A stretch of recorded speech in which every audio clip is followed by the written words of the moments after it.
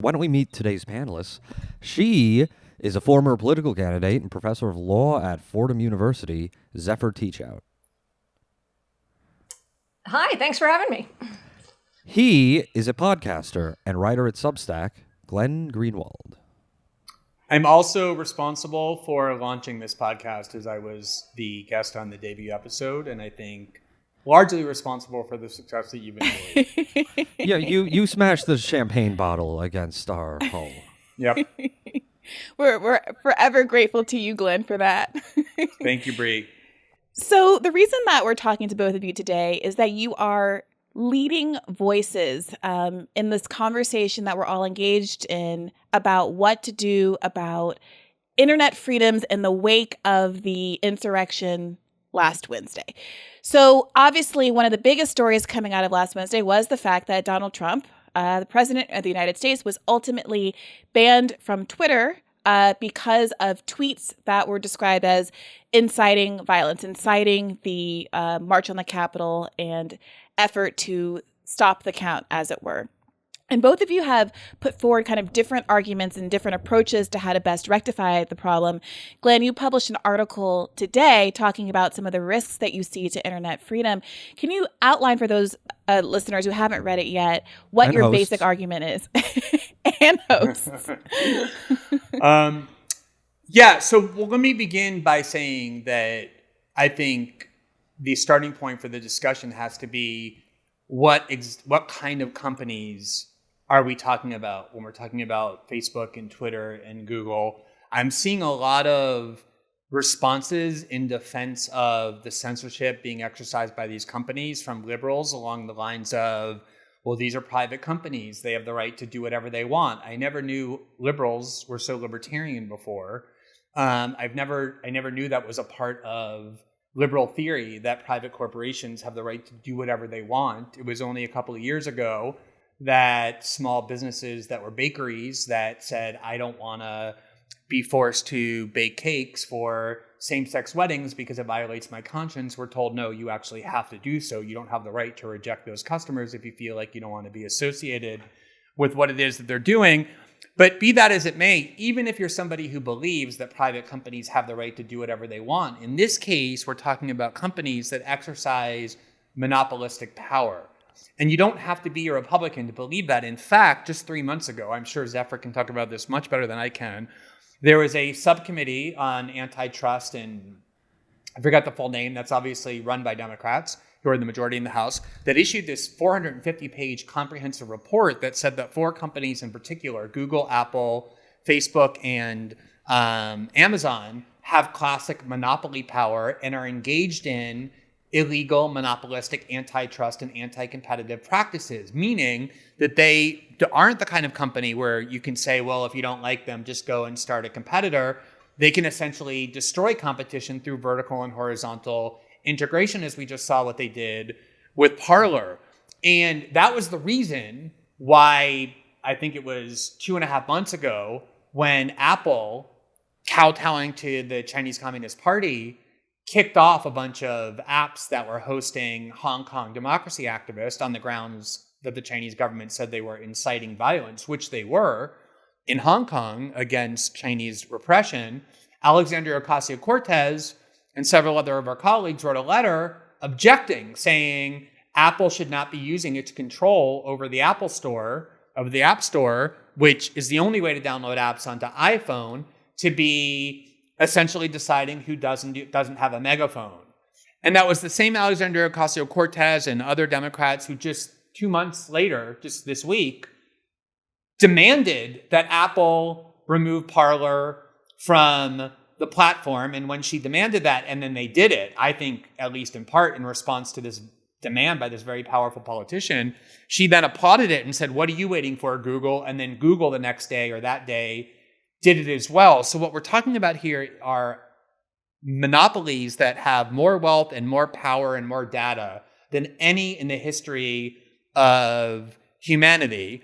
They are increasingly exercising that power more and more aggressively to manipulate and shape and control our political discourse. And I think the most alarming event was when they banned the spread or discussion of the New York Post reporting prior to the election about the Hunter Biden laptop, and then remove the president of the United States essentially from the internet, effectively, not technically, but effectively. And that's why you see people like Angela Merkel, a center-right politician, and the president of Mexico, who's a leftist, AMLO, and French ministers saying, this is insane that Silicon Valley can just remove the president of the United States. They know it's a grave threat to all democracies, including their own. And, the fact that all of this is being exacerbated by this kind of quasi-post 9/11 intense state of high emotions and fear that's genuine over what happened at the Capitol, I think is just making it so much more dangerous in terms of the threat posed to free speech, as we are about to see this ruling class merge with the apparatus of the state,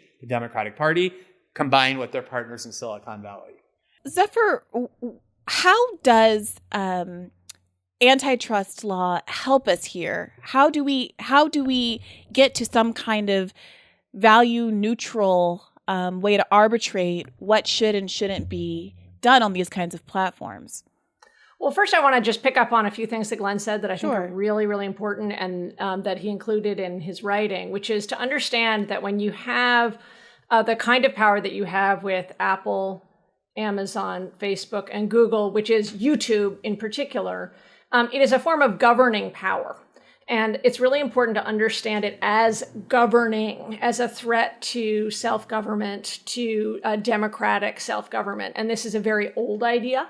The Justice Douglas, just to pick out one example, said all private power tends to form into a government in and of itself if it's allowed to amass this kind of choke point role. And I think one of the things that we're seeing is this very formal approach. Glenn's right both about the history of corporate law, that corporate charters are state granted and we can regulate gambling and we can regulate all kinds of business behaviors. But more broadly, when it comes to protecting against this rival form of government that is threatening our democratic government, it's really critical to use several different anti-monopoly tools, and they include both antitrust tools and other regulatory tools. And I think people sometimes think all of anti-monopoly is antitrust. So let's tease out the two key threats that are related to what happened last week. I think I disagree with Glenn on the short-term ban of Trump from Twitter and Facebook, but I don't disagree with his framework, which is that I think we should see Facebook and Twitter through the state action lens as governing, as opposed to saying, oh, they're just private companies. But given the incredible danger around the coup, and that it falls under incitement. And so that even if you understand Facebook as a state actor, a short-term removal is okay. But I, at the same time, found it terrifying. I found the moment terrifying because it was an exercise of extraordinary governing power. And the fact we're sort of in the wrong debate because we have such a distorted, problematic communications infrastructure. So there's two main problems with our communications infrastructure, and it's important to pull them apart. The first is that it is radically concentrated.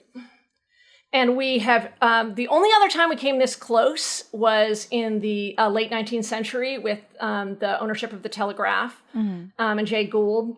But we have never had this level of concentration, vertical integration, political power that we do with these big tech giants. And it is absolutely essential that we break them up. I think it was so striking, Glenn, that the call was to Apple and to Google. Like, our natural call should be call Chuck Schumer if you have a problem with what's happening on Parler. But we've so deeply accepted the idea that these are governing institutions and that we should sort of go beg them and petition them as if they are the majority leader. Instead of saying, hey, I've got a problem, let's call the police. I've got a problem, let's call Apple, let's call Cook. It's a really disturbing mentality, the degree to which we've naturalized their governing role over us. And so for that, breakup... Can I just interject really quickly right there? Because Zephyr, I think that is such an important point. And the time that really struck me was even before AOC pled with Apple and Google rather than her colleagues in Congress to do something that she thought should be done. there was a letter the week before from Michelle Obama, one of the most powerful people on the planet, where she issued a letter urging Twitter and Facebook to ban Trump, when obviously she could pick up the phone and get any member of the Senate or Congress on the phone instantly, but she knows that real governing power, as you said, lies with the people with whom she was pleading, which are these unelected tech titans and not the elected members of Congress. Yeah, so we have this, it's two authoritarian threats, multiple, but two basic ones. We have the sort of Trump authoritarian threat, and we have the big tech authoritarian threat. And I think it's really important to underline why. There's a few other points I want to get to. One is, why is big tech doing what it's doing right now? And they're clearly making a play. Their hope is that Glenn's nightmare comes true. They're clearly making a political play to those currently in power. And the choice to cut off Parler is a political play so that they will not have to be regulated, so that they will not be broken up. They recognize that there is growing bipartisan political energy around antitrust and regulation, and they are trying to cozy in as quickly as possible. And so, as my favorite comment about this today was, if Google was serious about cutting ties in with websites where sort of extremism was flourishing, it would cut ties with YouTube. Yeah. So why is it? Is Parler just low-hanging fruit? Is Parler just small enough and new enough and radical enough that they feel like it's worth throwing Parler under the bus, as opposed to changing the algorithms or the other aspects of YouTube incentives that people have been complaining about? Well, I think there's a few features. One is that people were calling for it. There was reporting about Parler. But I also want to focus less on what they are doing and more on what Congress is doing or not doing. Sure. And again, there is energy there, because our tendency will be, well, why did they do this with Parler, instead of why isn't Congress acting, or what do we have to do to get Congress to act, and will this be a block to action? So the first route, we have to have a more decentralized communication sphere. I mean, I think it's helpful to think about infrastructure and content, and that these big tech companies are trying to have both the protections of infrastructure and of content without the responsibilities of either. Neither. They basically are like, we can do whatever we want. We're like journalists, but we don't want any of the obligations of journalists to apply. So that at this moment, breaking off Facebook from Instagram, from WhatsApp, from Messenger, YouTube, from Google, these are just sort of basic first steps to go at the heart of power as they're building governing power, and we have to stop that. And the second, though, is the business model. And I think that I've written about this with Sibyl Rahman. There's a long history of understanding that, okay, sometimes we might want some centralized infrastructure. We want one set of trains, not 5 sets of trains, or not 500 sets of trains. Mm-hmm. But when you have centralized infrastructure, then it is especially important to regulate it in the public interest and not allow that infrastructure to be actively promoting conspiracy theories, white nationalism, and so forth, which we currently have. I mean, it's so bad. We have infrastructure, communications infrastructure, which is built on surveillance, targeted ads, and whose sort of core features are designed to undermine democracy. And we don't have to have it. It's not inevitable. It's not a fact of nature. It's a policy choice. I want to drill down on that a little bit, because I think it's important to understand the incentive structure in terms of the fact that it's being driven by that advertising model, as opposed to, Mark Zuckerberg waking up one day and saying, I really want there to be white supremacy, right? So in that article that you mentioned, you argue that because the real boon for these companies is collecting information about the user, they want to incentivize you to stay online as much as possible, in a way that, the telephone company doesn't incentivize you to just stay on the phone with your grandma for extended periods of time. And that therefore there is an incentive to pull you in with incendiary content, as opposed to kind of just having a neutral flow of information. And that then if you were to disconnect that incentive, if you got rid of the kind of like data collection, surveillance aspect of these companies, then you would kind of necessarily get rid of some of the perverse incentive for incendiary content. Is that accurate? Yes. And I just want to step back one. I think everybody understands this, but it's really important to understand. Facebook does not allow content. It promotes content. it does not say, okay, well, Glenn posted at 1 and Virgil posted at 1:15 and Brianna at 1:20. And I have chosen to see all of their posts, or 1 in every 4 of Virgil's. and therefore I will, that is what I see. Facebook says, and it does it through algorithms. So there's sometimes a lot of like eyes glazing over in a sense, like it's technology, we can't understand it. But they choose what you are going to see. And they choose what you are going to see, not based on the quality of the content or anything else, not based on, but based on a business model, a targeted ad business model that treats each person individually. And this has 6 pathologies, and I'll be very quick. One is it depends on surveillance, which is really dangerous for communications infrastructure. It's really important that the USPS isn't reading all our mail. Like, can you imagine what the sort of early revolutionaries would have thought of a communication system that relies on everything being read by a few oligarchs?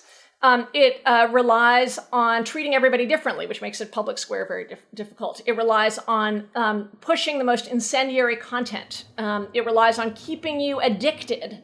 So I sort of often say, like, imagine your buses being funded by targeted ads. They would never want you to get where you're going, and they'd want to make sure there's as much fighting as possible. So you'd stay on, and they'd have microphones everywhere listening to you. But they also suck away money for journalism, which is absolutely critical. So they're not only actively pushing what is most conflict prone, what raises your heart rate, they're also, Google and Facebook collectively took over 99% of the new digital ad revenue last year. So they're like taking the lifeblood away from democratic information and punching it in the face at the same time. And I think people just naturalize it. They say, okay, well, that's just what tech does. But figuring out what kind of communication system we want is like the core of democratic self-governance. This is I come to Antitrust as a democracy activist because you realize that you can't deal with problems in our democracy without dealing with these governing entities that are governing in this incredibly toxic way. Oh, and the 5th pathology is that it's whimsical. And so sometimes it's profit maximizing in a successful way. Sometimes it's just stupid, but it's really dangerous to have Sheryl Sandberg and Mark Zuckerberg being like, okay, we're going to change the algorithm and the Cleveland Plain Dealer goes out of business. Or today, I'd like to get a little closer to the incoming administration. And so we're going to do this or that. These are incredibly dangerous forms of government.